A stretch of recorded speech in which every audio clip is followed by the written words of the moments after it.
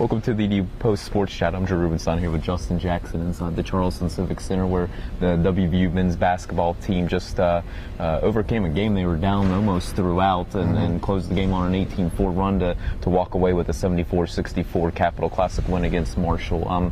I guess, Justin, just to start off with, what sticks out most in your mind after this one? Well, I kind of go back a little bit to what Coach Huggins had talked about a few days prior to the game, and about how this team has no quit in it. And you kind of saw it in other games, and they were losses, but to Wisconsin, a close loss, and they hung in there, overcame a big deficit to Missouri, and came back, and made that game a lot closer. This game, obviously, they were down 47-41. All the momentum was heading Marshall's way, and it could have been a situation where you say, okay, it's just not our night, but WVU did not do that and stuck it out, kept fighting, kept grinding, finally found a way to make some plays, started getting some rebounds, and came out in the last 4 minutes. So they dominated the last 4 minutes and won the game.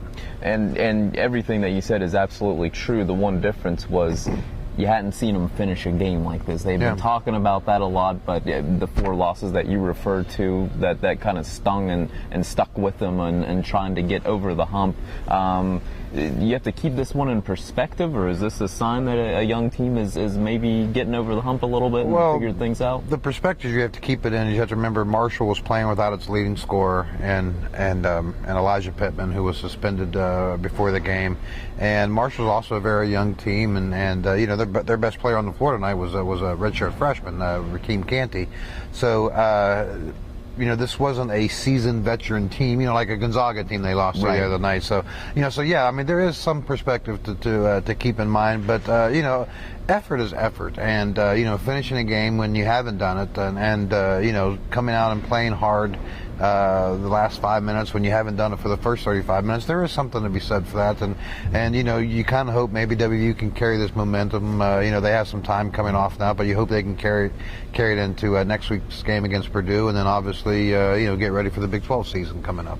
Game MVP was Brandon Watkins, freshman forward who hadn't really played much at all. I don't think he played at all against Gonzaga, and only 2 minutes against Missouri. Right. So for him to come out and do what he did, 12 points, 11 rebounds, is he figuring things out here, or was it just a set of circumstances coming together in the right way for him? Well, the things came together for him to get into the ball game.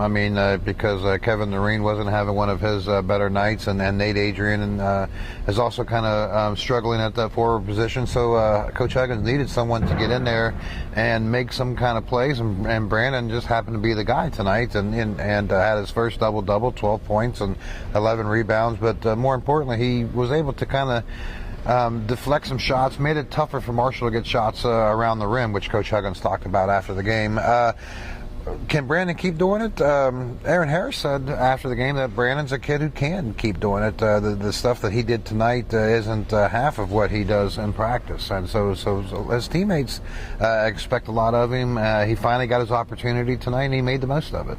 And last one here, just kind of going back to how they closed the game. The guy who sticks out in my mind is JaJuan Johnson, and considered a team leader, but I don't know, I kind of have the perspective of when a guy does something like JaJuan did in the closing minutes and kind of takes a team on his back and leads them to victory, that can even put him and give his teammates that much more confidence in himself, and it could prove out to be a big night, a significant night for JaJuan. Yeah, JaJuan's always had confidence. Even last year he was a pretty confident kind of kid, and he put the team on his back the last 4 minutes of the game. He's the one that made the drive to the basket, and I want to say 4:37 I think left when they gave West Virginia the first lead, and West Virginia never trailed at that point.